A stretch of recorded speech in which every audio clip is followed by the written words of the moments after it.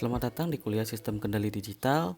Pada video kali ini kita akan membahas tentang kelanjutan pemodelan fungsi alih sistem tetapi dalam domain waktu diskrit. Pada pembahasan sebelumnya, kita dapat menggambarkan sebuah diagram blok dari sistem open loop kendali kecepatan dengan motor DC sebagai plane-nya, dengan PWM juga sebagai input dan RPM sebagai output. Dari diagram blok tersebut kita dapat sederhanakan bahwasanya mikrokontroler yang merupakan komponen diskrit melakukan tugasnya sebagai komputer digital dengan melakukan pemrosesan sinyal dan melakukan sampling. Sebelumnya, kita dapatkan fungsi alih dari sistem dengan GS sama dengan 0,341 per S plus 0,238. Pembahasan berikutnya, kita akan menyederhanakan diagram blok tersebut dengan mengubahnya secara keseluruhan menggunakan transformasi Z.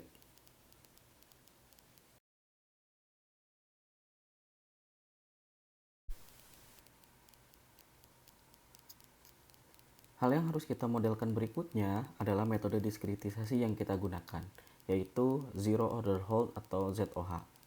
ZOH merupakan sebuah fungsi atau merupakan sebuah sistem yang mana fungsinya untuk menahan data dan biasanya sudah terdapat pada perangkat digital.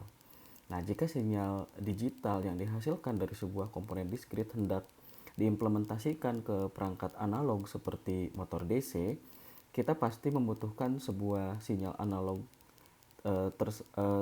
membutuhkan sinyal analog agar perangkat analog seperti motor DC bisa beroperasi. Keluaran dari fungsi ZOH biasanya berupa sinyal waktu kontinu terkuantisasi. Nah, agar kita dapat memodelkan fungsi alih dari ZOH, kita dapat ganti impuls diskrit dan dapatkan transformasi Laplace-nya. Nah, sinyal digital tersebut misalnya kita dapat tuliskan menjadi sinyal VK sama dengan UT dikurangi KT dikurangi UT dikurangi K plus 1T.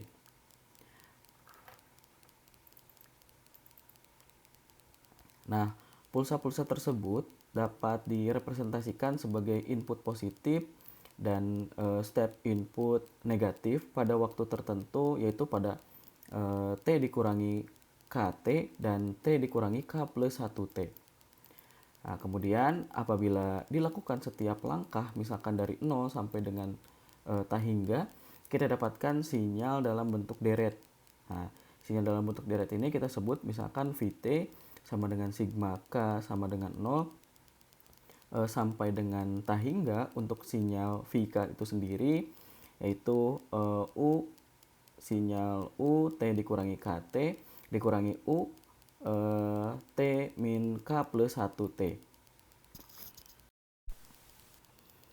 Berdasarkan uraian tersebut, kita dapat gunakan transformasi Laplace pada persamaan sinyal diskrit sehingga kita dapatkan sinyal dalam bentuk Vs.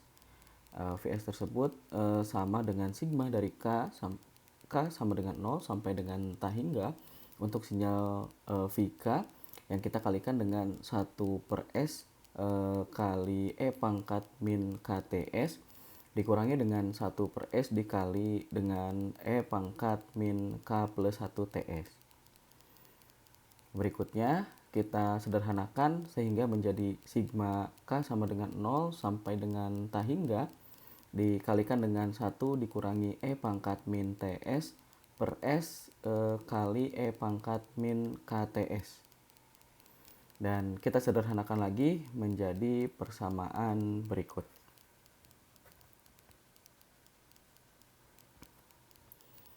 Persamaan yang didapat sebelumnya yaitu 1 dikurangi E pangkat min TS per S merupakan fungsi dari ZOH.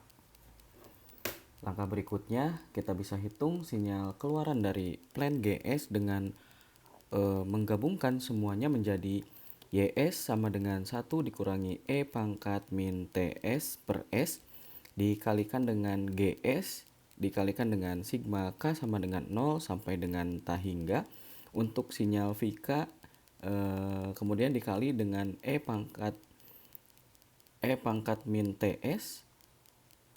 Dan jika kita ketahui E pangkat TS ini sama dengan Z, sehingga bagian yang mengandung E pangkat min TS dapat kita ganti dengan Z pangkat min 1.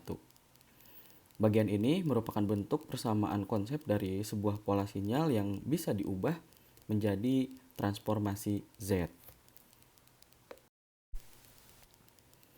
Adapun fungsi alih yang dapat kita hasilkan adalah YS per VZ sama dengan 1 dikurangi Z pangkat min 1 per S dikalikan dengan GS. Kita sederhanakan lagi dan menjadi YS per VZ sama dengan Z min 1 per Z dikalikan dengan 1 per S dikali GS. Dengan mengubah domain waktu kontinu ke domain waktu diskrit, kita dapat menyelesaikan proses konversi dengan persamaan YZ per VZ sama dengan Z min 1 per Z dikalikan dengan hasil dari transformasi Z untuk fungsi alih GS dan dikalikan dengan 1 per S. Setelah kita mendapatkan diagram blok secara lengkapnya, kita masih mendapatkan fungsi alih plan masih dalam domain S. Sehingga kita harus melakukan proses transformasi secara menyeluruh, serta langkah berikutnya adalah mengubah fungsi alih GS tadi menjadi GZ, yaitu mengubah dari domain Laplace ke domain Z. Demikian untuk pembahasan fungsi alih dalam domain waktu diskrit pada sistem yang sudah kita simulasikan sebelumnya. Semoga bermanfaat. Sampai jumpa di video berikutnya.